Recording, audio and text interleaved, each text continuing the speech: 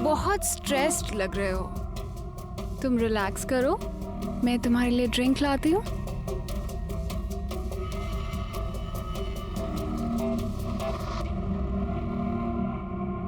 देखो, मुझे पता है कि तुम बहुत थक चुके हो, पर मुझे बताना तो पड़ेगा ना कि मुझे याद है, अच्छी तरह से याद है मुझे, और पैसों का इंतजाम कर रहा हूं मैं। बहुत जल्द तुम्हें बाकी के पैसे मिल जाएंगे।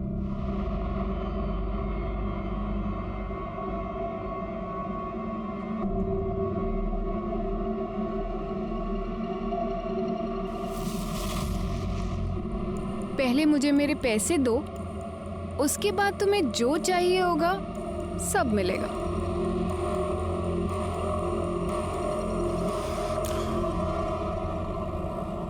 बड़ों का भी यही प्रॉब्लम है। मुझे ना रोज 2-2 सब्जियां बनानी पड़ती हैं। किसी को ये नहीं पसंद है, किसी को वो नहीं पसंद है। देखो कितनी सब्जियां लेके आई। कुछ भी। बस बस बस भैया, बस। ममता देख, कुसुम आंटी आई हैं। आंटी चल चल चल चल चल चल चल। आंटी आप कैसे हो? ये हमारी दूर की चाची हैं, इंदौर से आई हैं। अच्छा। मैं अभी मिलके आती हूँ। नमस्ते, कैसी हैं आप? ठीक। आज अचानक यहाँ पर कैसे आना हुआ? इन दोनों की बहुत याद आ रही थी, और इन दोनों को तो आती नहीं है। ऐसे देखने जाए तो किसी को नहीं आती। कोई फोन करके पूछता भी नहीं है मुझे कि जिंदा हूँ कि मर गई। नहीं, चलिए ना ऊपर चल के बात करते हैं। हाँ हाँ, चलिए चलिए। चलो आंटी। चलो आ जाओ। अरे तुम क्यों चिंता करती हो? मैं हूं ना। मैंने तुम्हें आज तक किसी बात के लिए मना किया क्या? मैं सब कर दूंगा। तो बात यहाँ तक पहुँच चुकी है। रहे मेरे घर में रहे हो और गुलामी उसकी कर रहे हो। तुम गलत समझ रही हो सोनल, वो बात नहीं है। अच्छा, तो क्या बात है? चल क्या रहा है? मुझसे तो कभी इतने प्यार से बात नहीं की जितनी उस कमीनी से कर रहे थे। क्या बकवास कर रही हो तुम? और किसी के भी सामने शुरू हो जाती हो तुम। एक मिनट, किसी के भी सामने मतलब? ये तो घर की है ना। और जब तुम्हें मेरी चिंता नहीं है तो फिर इनकी चिंता क्यों कर रहे हो? चले क्यों गए? यही बात करो ना। बेशर्मी की हद तो वैसे ही पार कर चुके हो। सबके सामने बात कर लोगे तो क्या चला जाएगा? दीदी शांत हो जाइए। आप लोग बैठिए, मैं चाय बना कर लाती हूँ। नहीं नहीं, तुम सब लोग बैठो। चाय तो मैं बनाकर लाती हूँ, क्योंकि इसने शादी मुझसे इसीलिए तो की है। घर में एक नौकरानी चाहिए। दीदी वाह, क्या हालत बना के रखी है। कुछ कहो कुछ पूछो तो काटने को आता है। सब ठीक है या वैसे ही? आप उधर चलो, मैं सब बताती हूँ। हुकुम सेठ, बस एक आखिरी बार पैसे दे दो। तुम्हें पैसे देने से अच्छा है मैं अपने ड्राइवर को पैसे दे दूं। कम से कम वापस तो मिल जाएंगे वहां से मुझे पैसे। माफ करना नहीं हो पाएगा।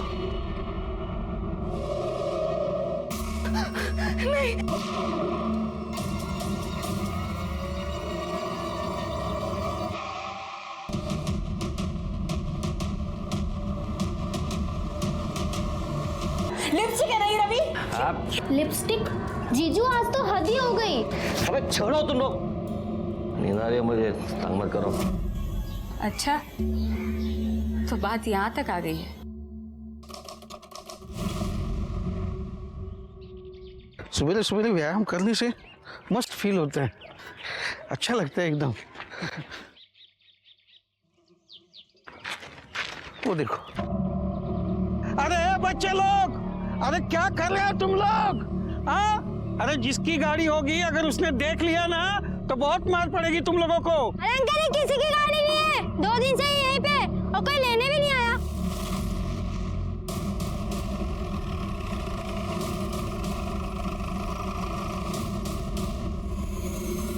साहब, बच्चे लोग बोल रहे थे कि गाड़ी 2 दिन से इधर ही पड़ी हुई है। मुझे तभी डाउट हुआ कि कोई इतनी महंगी गाड़ी ऐसे कैसे छोड़ के जा सकता है सड़क पर, वो भी खुली हुई। इसलिए मैंने तुरंत आपको फोन कर दिया।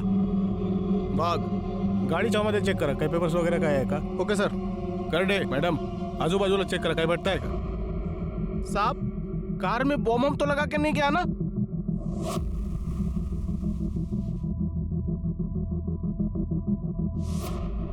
सर, हे बघा, तुम्ही इथेच थांबा।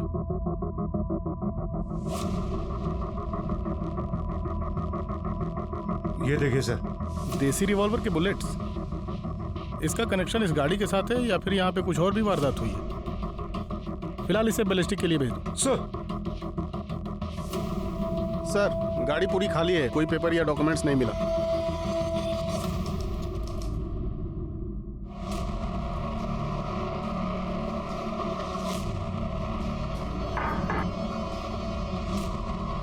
तू यहाँ? तुम्हारी हिम्मत कैसे हुई आने की? चलेगा यहाँ से? अरे अपनी मर्जी से थोड़ी आया हूँ, वो तो दीदी ने भेजा पैसे के लिए। अरे भाड़ में गई तेरी दीदी। चल निकल यहाँ से, निकल। सिकोली, इसे धक्के मार कर यहाँ से बाहर निकालो। चल निकल, और आइंदा से दिखना नहीं चाहिए मेरे को, हैं? वरना तुम्हारी ख्याल नहीं। चल निकल। ये आपने ठीक नहीं किया जीजा जी।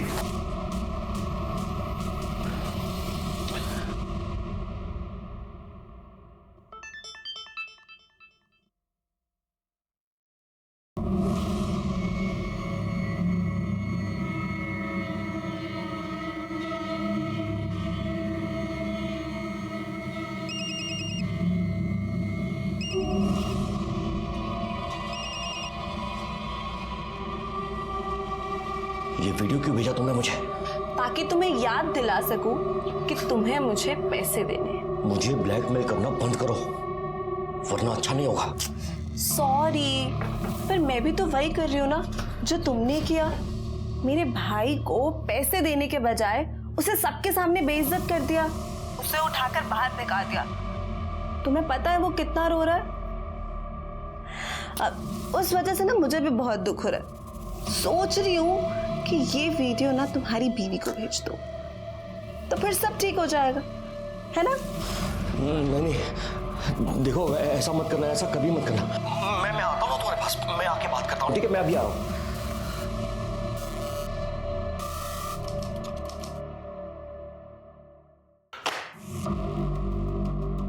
गायकवाड़, बैलिस्टिक रिपोर्ट से तो ये साबित होता है कि वो बुलेट्स किसी देसी रिवॉल्वर के ही हैं।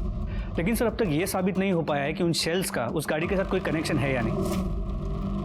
ये भी हो सकता है उन शेल्स का गाड़ी के साथ कोई कनेक्शन हो ही ना। नहीं, कनेक्शन तो है, वरना इतनी अच्छी खासी चालू कंडीशन की गाड़ी कोई ऐसी सुनसान जगह पर छोड़कर क्यों जाएगा?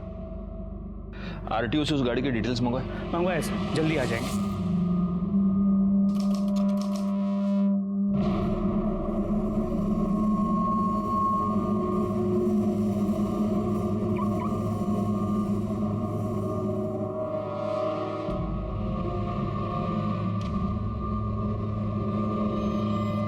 मुझे सिर्फ 2 दिन का टाइम दे दो। 2 दिन में मैं पूरे 1 करोड़ रुपए तुम्हें लाके दे दूंगा, लेकिन प्लीज मुझे इस वक्त सिर्फ 2 दिन का टाइम दे दो प्लीज। और अगर पैसे नहीं अरेंज हुए तो?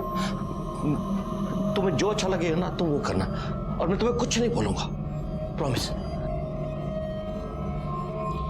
ठीक है, थैंक यू।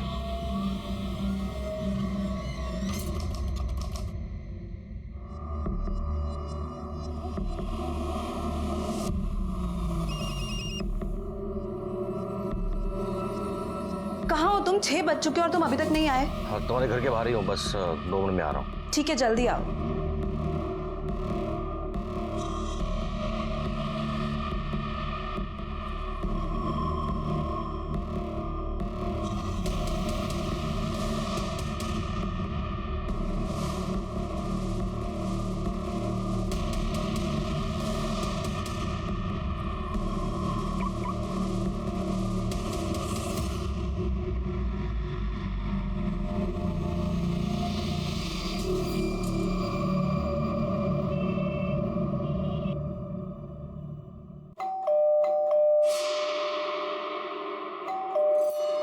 अरे कोई खोलता क्यों नहीं? कितनी देर से बेल बजा रही हूँ। अरे शशिकला तेरी कोई फायदा नहीं है, मैं 1 घंटे पहले डोर बेल बजा के गया हूँ। अरे पुलिस को बुला लेते हैं, 2 दिन से दरवाजा बंद है, इतनी गंदी बदबू आ रही है, पता नहीं अंदर क्या हुआ है।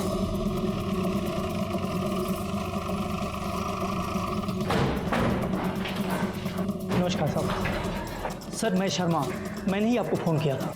क्या हुआ? सर ये फ्लैट नंबर 2 है, ये पिछले 2 दिन से बंद है साहब। बुरी तरह से बदबू आ रहा है। किसका फ्लैट? रमाकांत जी का। रमाकांत जी। हाँ जी सर। नमस्ते नमस्ते। आपका फ्लैट? हाँ सर, मेरा ही फ्लैट है। अभी 2 महीने पहले एक फैमिली को भाड़े पे दिया था, सुषमा और उसका पति रवि सिन्हा। डुप्लीकेट चाबी है आपके पास? हाँ है ना सर, आइए। आइए। कुछ गड़बड़ लग रही है, इसीलिए आपका वेट कर रहे थे।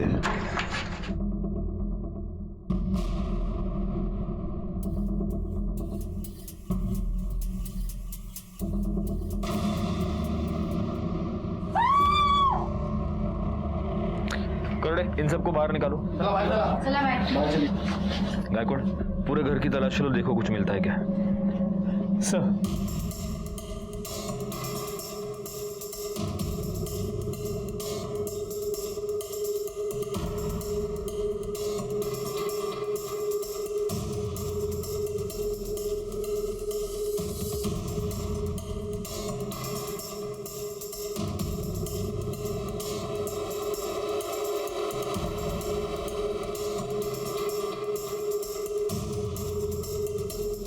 कुछ मिला?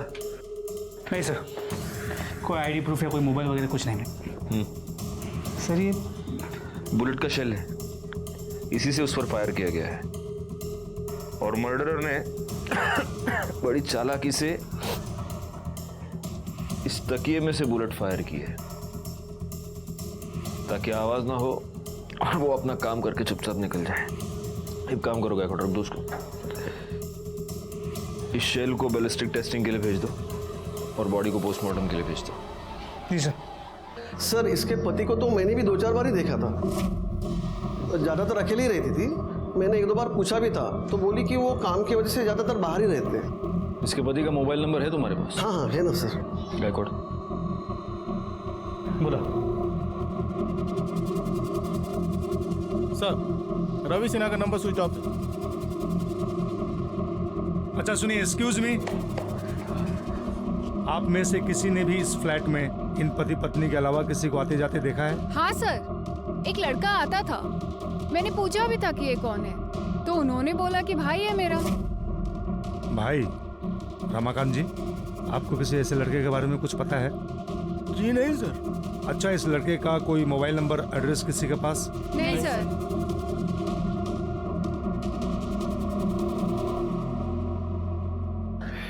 गायकवाड़, इस रमाकांत से रेंट एग्रीमेंट की कॉपी ले लो और ये जो सीसीटीवी कैमरा है उसका फुटेज निकलवाओ, शायद उसमें कुछ मिल जाए।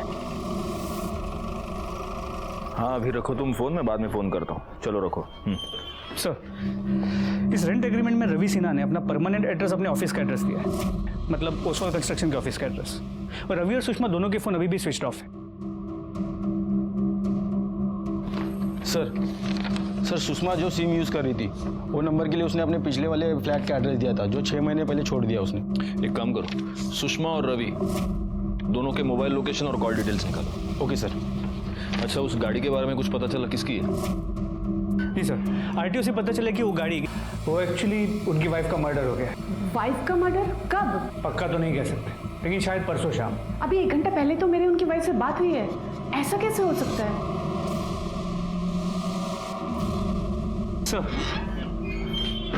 सर एक कंफ्यूजन है। रवि सिन्हा के ऑफिस के एचआर से पता चला है कि उसकी एक्चुअल वाइफ का नाम तो सोनल सिन्हा है और वो भक्ति पार्क में रहती है अपनी दोनों बहनों के साथ। तो फिर ये सुषमा सिन्हा कौन है? सर मोबाइल फोन के लोकेशन के मुताबिक रवि सिन्हा का फोन 13 मार्च को शाम को 7 बजे शिवाजी नगर के भक्ति पार्क के आसपास बंद हुआ है और सर सुषमा का फोन रात को 10:30 बजे उसके घर से भक्ति पार्क तक ट्रैवल करता दिख रहा है और उसका फोन रात को 11 बजे वही आसपास बंद हुआ है। अब इसकी जड़ तक पहुंचने के लिए हमें भक्ति पार्क ही जाना होगा क्योंकि वहीं पर जाकर दोनों के फोन स्विच ऑफ हुए हैं और भक्ति पार्क में ही इसकी सो कॉल्ड ऑफिशियल वाइफ भी रहती है। चलो। क्या वहां भी नहीं पहुंचे? प्लीज आपको कुछ भी पता लगता है तो जल्दी बताइए।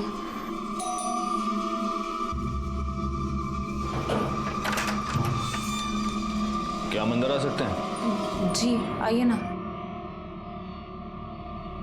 सर जीजा जी कहाँ हैं? रवि सिन्हा कहाँ है? सर पता नहीं कहाँ है वो। अभी अभी उनके ऑफिस से भी फोन आया था कि वो वहां भी नहीं पहुंचे हैं। पता नहीं बिना बताए कहाँ चले गए। आपने उन्हें आखिरी बार कब देखा था? 11 तारीख को जब वो अपना बैग पैक कर रहे थे। क्या कर रहे हो तुम? ये कहाँ जा रहे हो रवि? उस चुड़ैल के पास जा रहे हो ना? तुम्हारा हो गया है दिमाग खराब। तुम्हें जो सोचना है सोचो। हटो रास्ते से। रवि हटो। रवि मेरी बात तो सुनो। रवि प्लीज। दीदी क्या हुआ? जीजू कहाँ चले गए? सर वो उसी कमीनी औरत के पास गए होंगे, उसी के साथ होंगे वो। उसकी वजह से ही ना उन्होंने मुझे छोड़ दिया। आप गलत सोच रही हैं। आप जिस औरत की बात कर रही हैं सुषमा, उसका मर्डर हो चुका है और आपके पति गायब हैं। क्या? ये क्या बोल रहे हैं आप? आप अपने और आपके पति के बारे में कुछ बता सकती हैं? सर हम दोनों मैट्रिमोनी साइड से मिले थे। कुछ 4 साल पहले हमारी शादी हुई थी। फादर नहीं थे मेरे और शादी के बाद मम्मी की भी डेथ हो गई थी। फिर रवि ने डिसाइड किया कि ये दोनों भी हमारे साथ ही रहेंगी। सर जीजू बहुत अच्छे हैं। उन्होंने हमेशा हमारा ध्यान अपनी बेटियों की तरह रखा, कभी फील नहीं होने दिया कि हमारे माँ बाप नहीं है। सर प्लीज सर, जीजू को दूर दीजिए सर, प्लीज प्लीज सर। आपको यकीन है कि 11 तारीख के बाद आपके पति आपको मिले ही नहीं? नहीं सर। आप सच बोल रही हैं? क्योंकि 13 तारीख की शाम को आपके पति का फोन स्विच ऑफ होने से पहले आपके घर के पास ही दिखा है। लेकिन सर वो जब से यहाँ से गए घर कभी वापस आए नहीं, और हमें तो पता भी नहीं है कि वो घर के आसपास भी आए होंगे। तो अगर आपके पति आपसे कांटेक्ट करते हैं या उनके बारे में आपको कुछ भी पता चलता है, आप सबसे पहले हमें फोन करेंगे। जी सर।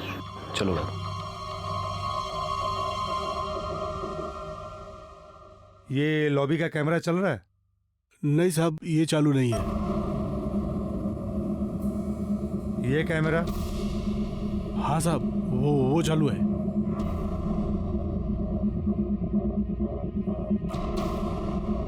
बैकवर्ड, मुझे इस कैमरे के 11 से 13 मार्च के बीच की सारी फुटेज चाहिए, और वो सोनल और उसकी दोनों बहनें ममता और कामना, उनके मोबाइल लोकेशन और कॉल डिटेल्स वो भी निकलवाओ। सर तो सुषमा की पोस्टमार्टम रिपोर्ट के मुताबिक उसकी मौत 13 मार्च को रात 10 और 11 के बीच हुई है, और उस पर फायर किए गए बुलेट्स, और घर में मेरे बुलेट सेल के बैलिस्टिक रिपोर्ट से ये कंफर्म हुआ है कि उसके मर्डर में high and Smith and Wesson gun इस्तेमाल हुई है। गायकवाड़, सुषमा के घर में हमें फोर्स्ड एंट्री का कोई भी निशान नहीं दिखा। इसका मतलब उसका मर्डर किसी ऐसे आदमी ने किया है जिसको वो जानती थी, और हो सकता है कि वो आदमी रवि सिन्हा ही हो। रवि सिन्हा का फोन शाम को 7 बजे स्विच ऑफ हो गया भक्ति पार्क में, इसलिए अब हमें यह पता लगाना मुश्किल है कि जब सुषमा का मर्डर हुआ तब रवि सिन्हा कहाँ था। सर हमें जो लावारिस कार मिली थी उसका ओनर आ गया। मैंने तो सिन्हा के एजेंट को सारे डॉक्यूमेंट दिए थे, पता नहीं उसने अब तक ट्रांसफर क्यों नहीं किया। एक मिनट, आपने ये गाड़ी रवि सिन्हा को बेची थी? हाँ सर, कोई प्रॉब्लम है क्या?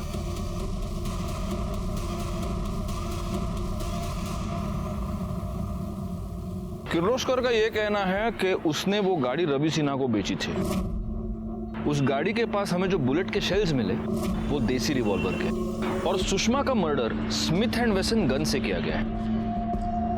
अब इसमें बहुत सारी थियरीज निकलती है गायकवाड़। सबसे पहली थियरी ये कि ये दोनों गन्स रवि सिन्हा की है। दूसरी थियरी ये कि Smith and Wesson gun Ravi Sinha की है जिससे उसने सुषमा का मर्डर कर दिया, और किसी और ने गाड़ी के पास रवि पर देसी रिवॉल्वर से हमला कर दिया। और तीसरी थियरी ये कि देसी रिवॉल्वर रवि का है और किसी और ने सुषमा पर स्मिथ एंड वेसन गन से हमला कर दिया। सर एक पॉसिबिलिटी तो ये भी है कि उस देसी रिवॉल्वर की बुलेट्स का रवि सिन्हा और सुषमा के मर्डर्स के साथ कोई रिलेशन ही ना हो। सर सुषमा और रवि सिन्हा के घर के आसपास के सीसीटीवी फुटेज आ गए। पॉज करो। गायकवाड़, इस फुटेज से ये तो पता चल रहा है कि ये जो व्हाइट कलर की गाड़ी ये रवि की है, और ये भी कि शायद सोनल सच ही बोल रही है। वाकई में 11 तारीख को शाम को रवि निकल गया है घर से। कुर्सी रखो। ये देखिए सर 13 मार्च का फुटेज, शाम को 7:30 बजे ऐसे ही गाड़ी अंदर आते हुए दिख रही है। एक मिनट पॉज करो, जूम करो। सर ये तो रवि की गाड़ी, नंबर देखिए। मतलब यहाँ पर भी सोनल सच ही बोल रही है। रवि शाम को 7:30 बजे अपने बिल्डिंग में वापस आया है, लेकिन वो अपने पार्किंग तक भी नहीं गया, यहीं से यूटर्न लेके वो वापस चला गया। करड़े काम करा, विक्रांत नगर का फुटेज निकलवा। सर ये देखिए सर, सुषमा की बिल्डिंग का 6 बजे का फुटेज। ये रवि सिन्हा की गाड़ी आई। ये एक मिनट, रिकॉर्ड पॉज करो, पीछे लो। हाँ यार पॉज करो, जूम करो। ये देखो इसके ये पीछे क्या है? सर ये तो गन लग रही है। इसका मतलब ये शाम को 6 बजे ही गन लेकर सुषमा के घर गया था, लेकिन पीएम रिपोर्ट के मुताबिक तो सुषमा का मर्डर रात को 10 से 11 के बीच हुआ है। ओह, तो ये शाम को 6 बजे गन लेकर सुषमा के घर गया, लेकिन तब ये सुषमा का मर्डर कर नहीं पाया। फिर ये वापस भक्ति पार्क अपने घर गया, फिर ये भक्ति पार्क से निकला और रात को ये सुषमा का मर्डर करने के लिए वापस गया। एक काम करो, रात को 10 बजे का फुटेज चेक करो।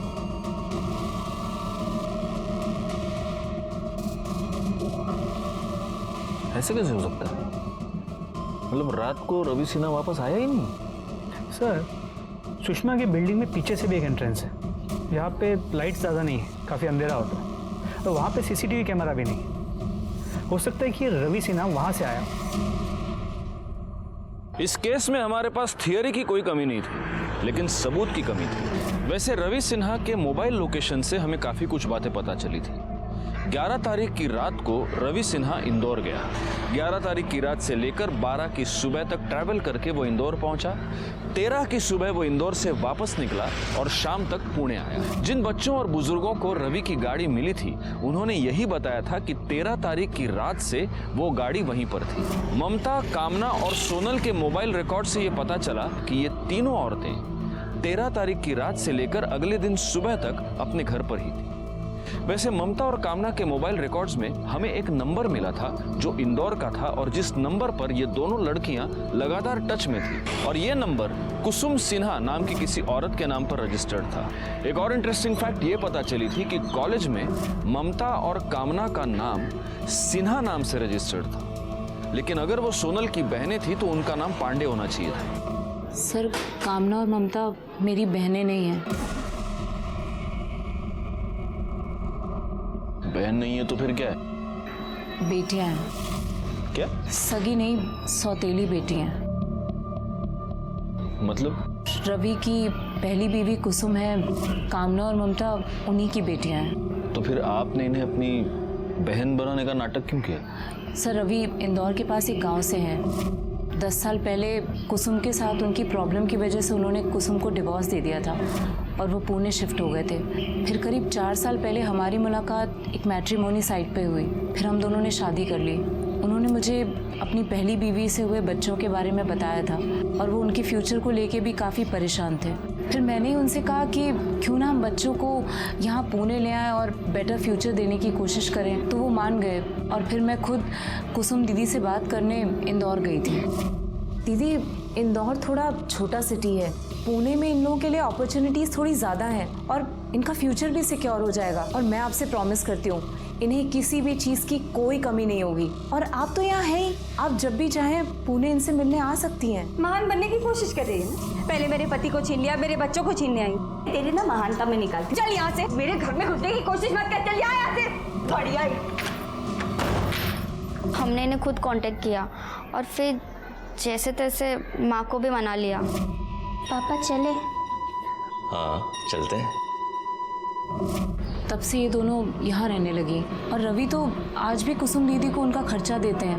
नहीं, लेकिन अभी भी मेरे एक बात समझ में नहीं आ रही कि रवि अपनी ही बेटियों को अपनी सालिया बनाकर यहाँ पर क्यों रख रहा था? सर उन्हें लगता था कि अगर वो इन्हें अपनी बेटियां बताएंगे तो उनके करियर में प्रॉब्लम हो सकती है। उनके ऑफिस में कोई नहीं जानता था कि उनकी पहले भी एक शादी हो चुकी है और उससे उन्हें बच्चे हैं। खैर 11 तारीख के बाद रवि ने आपसे कांटेक्ट करने की कोई कोशिश की? उसकी कोई खबर?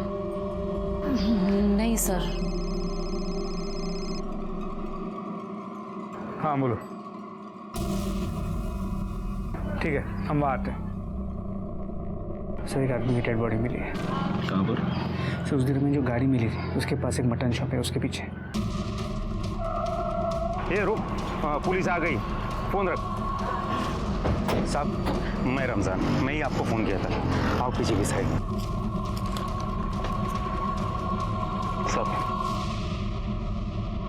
साहब बकरे का जो खराब मांस निकलता है, जो खराब चर्बी निकलती है, वो हम इधर पीछे के साइड में फेंक देते हैं। और एक उस बॉडी का डीएनए कामना और ममता के डीएनए के साथ मैच करता है।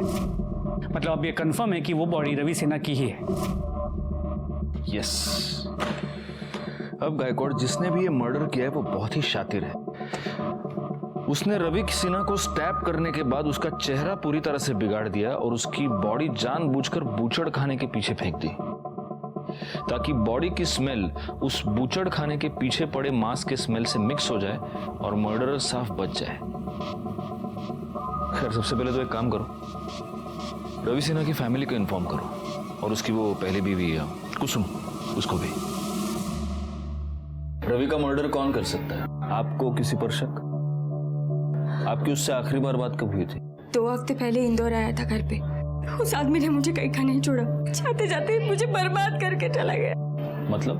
12 तारीख को घर पर आया था, मुझे बोला कि अरे नहीं, मैं झूठ नहीं बोल रहा हूँ। मैं खुद बच्चों के लिए इतना कुछ कर रहा हूँ ताकि उनका फ्यूचर बन सके, वो अपने पैरों पे खड़े हो सके। मैंने अपना सब कुछ गिरवी तक रख दिया और तुम हो कि एक साइन नहीं कर सकती हो। मैं बच्चों के लिए ना कुछ भी कर सकती, लेकिन मुझे तुम पर भरोसा नहीं है। अब क्या दिख रहे हो? दो, कहाँ साइन करना है? यहाँ साइन करो। ये लो। कहाँ करना है? बच्चों का नाम लेकर मेरे सर से छत छीन ली। अरे आप लोग मेरा सामान क्यों बाहर निकाल रहे हैं? मैंने 50 बार कहा है, अगर मैं अपना घर बेचूंगी तो मुझे नहीं पता होगा क्या? ये तुम्हारी साइन है ना? हो गई तसल्ली? मैंने पैसे दिए इस घर के लिए, अब ये घर मेरा है। चलो इसका सामान बाहर निकालो सब लोग। तो उस वक्त रवि कहाँ था? वो कमीना 13 तारीख को पैसे लेकर चला गया। जीते जी तो उसने मुझे घर से बाहर कर ही दिया था। मेरा एक आखिरी सहारा था, वो भी मुझसे छीन लिया।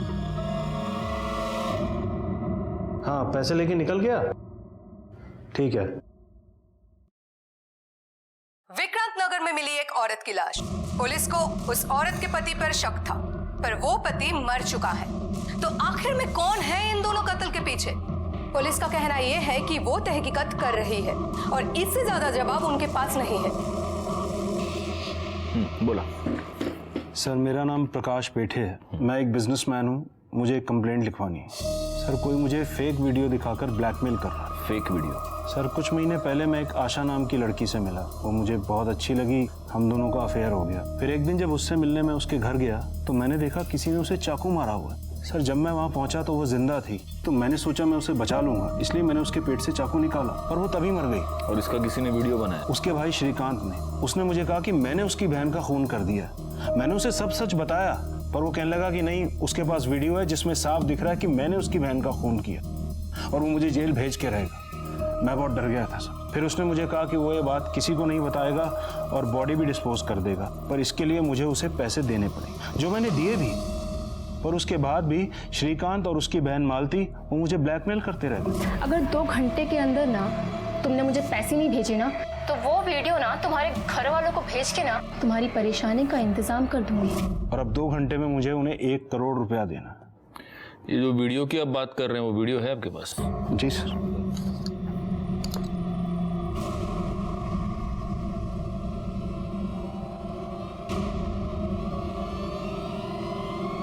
एक मिनट, इस वीडियो में ये जो लड़की दिख रही है, ये क्या नाम बताया ना? आशा? जी। नहीं, आशा नहीं, ये तो सुषमा है और इसका मर्डर 13 तारीख को हुआ है। एग्जैक्टली सर, मैं भी यही कह रहा हूँ। एक लड़की 2 बार कैसे मर सकती? गायकवाड़, ये कोई बहुत बड़ा स्कैम लग रहा है।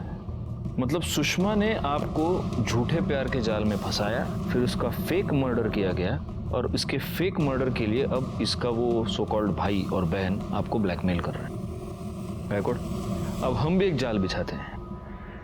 उस जाल में शायद ये असली कल्प्रिट पकड़े जाएं।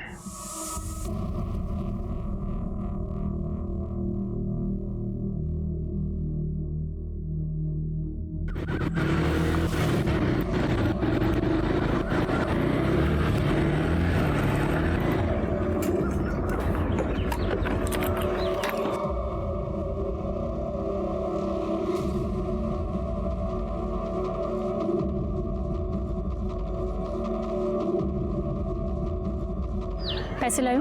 लाया हूँ।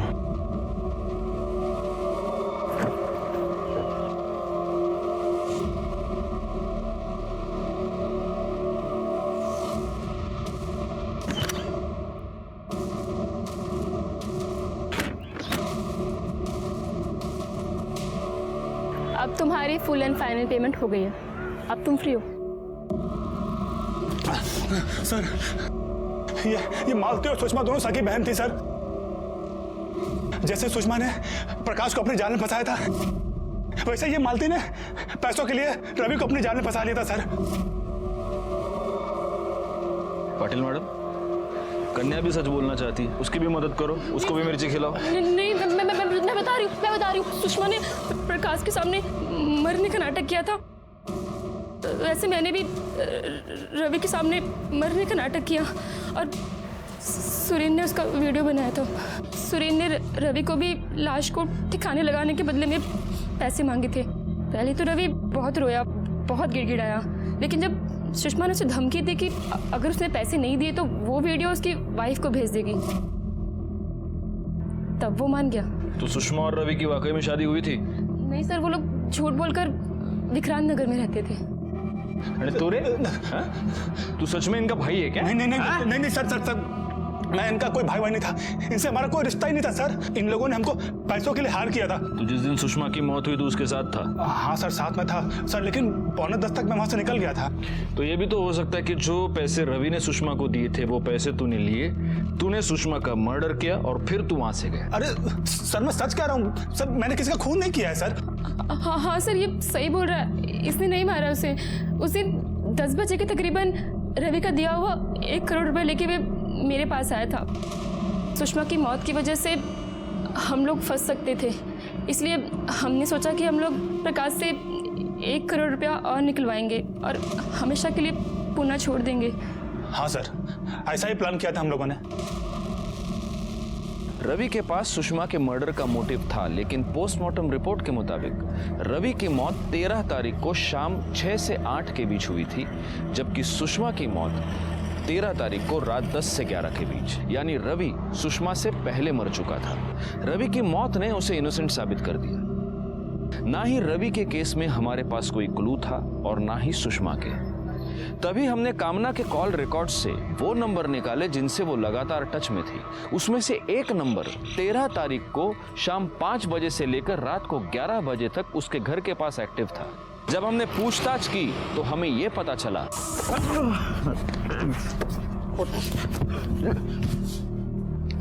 सर, मैंने सुषमा को नहीं मारा है। मैं कामना की मदद कर रहा था सर। भरोसा करिए मेरे पे सर, मैंने नहीं मारा उसे। कामना?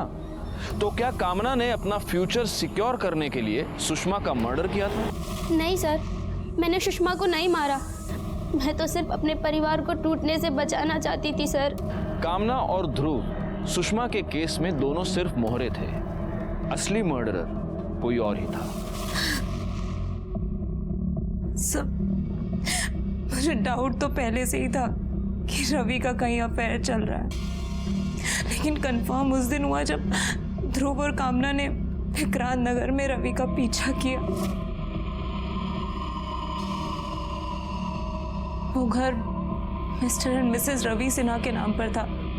मुझे लगा रवि ने सुषमा से शादी कर ली है। सुषमा को किसी भी हाल में अपने रास्ते से हटाना चाहती थी, इसीलिए मैंने ध्रुव की मदद ली, क्योंकि ध्रुव रिच और पावरफुल फैमिली से बिलोंग करता है। फिर मुझे ध्रुव ने वो गन लाकर दी जिससे मैंने सुषमा को मारा। 13 तारीख की शाम को हम तीनों ने अपना फोन साइलेंट पे करके घर पे ही छोड़ दिया था।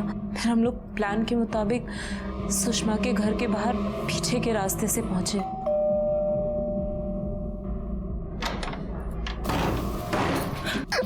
कौन आप लोग? क्या चाहिए? मेरा पति।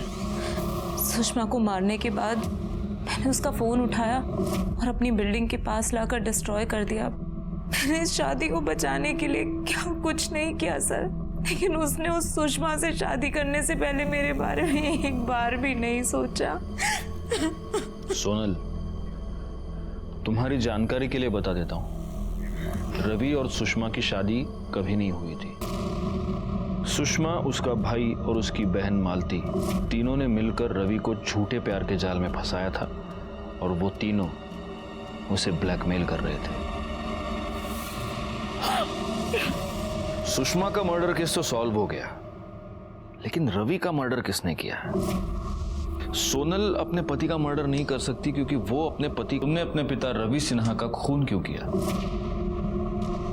सर आप ये क्या कह रहे हैं? जो सच है वही बोल रहा हूँ। जैसे कि 13 मार्च को आपका बेटा पुणे गया था, रवि इंदौर से पुणे गया और उसके पीछे पीछे ये भी गया, और ये मैं नहीं कह रहा, ये इसके मोबाइल की लोकेशन कह रही है। देखो, हम ये कंफर्म जानते हैं कि तुमने अपने पिता का खून किया है। अब अच्छा होगा अगर तुम ही बता दो कि कैसे किया और क्यों किया।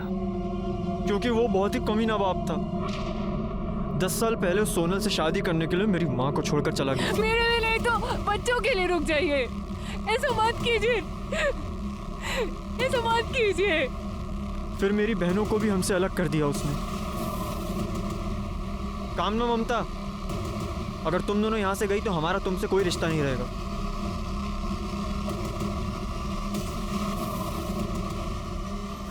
मैं सब कुछ भूल जाता, लेकिन उन्होंने मेरी माँ के साथ गलत किया और हमारा घर बेच दिया। मैंने उसी दिन तय कर लिया था कि मैं इस आदमी को जिंदा नहीं छोड़ूंगा। फिर मैं पुणे गया। हाँ, कहाँ हैं आप? मुझे आपसे मिलना है, कुछ ज़रूरी बात करनी है। ठीक है, तुम 15 मिनट के बाद मुझे करवे चौक के पास मिलो। फिर उन्होंने मुझे वहाँ से पिक किया और एक सुनसान सी जगह में ले गए और अपना मोबाइल फ़ोन स्विच ऑफ कर लिया ताकि हमें कोई डिस्टर्ब ना कर सके, और अपना वही दुखड़ा सुनाने लगे। बेटा, मैं एक औरत के चक्कर में बुरी तरह से फंस गया हूँ, बहुत बुरी तरह से। अगर मैं उसे पैसे नहीं देता ना तो वो मुझे बर्बाद कर देती। बेटा, मैं बहुत जल्द तेरी मम्मी का घर तुझे वापस दिलवा दूंगा। मुझे उससे कोई मतलब नहीं, मुझे मेरी माँ का घर वापस चाहिए बस, वरना मैं तुझे जिंदा नहीं छोड़ूंगा। अरे बदतमीज, अपने बाप के छोड़, मुझे मेरी माँ का घर वापस चाहिए। समझ नहीं आ रहा तुझे? समझ नहीं आ रहा? हाथ छोड़, वापस कर।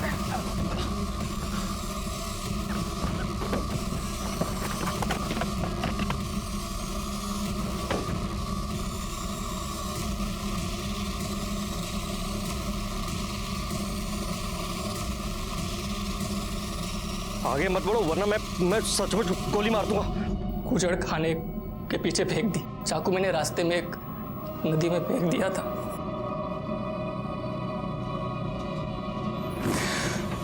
और अब ये जानती थी कि आपका बेटा पुणे क्यों जा रहा है, तो आपने उसे रोका क्यों नहीं?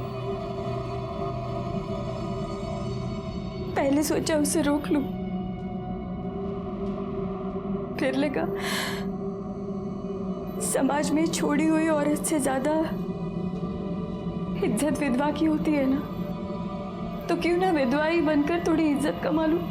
लेकिन आपने ये नहीं सोचा कि आपका ये पागलपन आपके बेटे को जिंदगी भर के लिए क्रिमिनल बना देगा।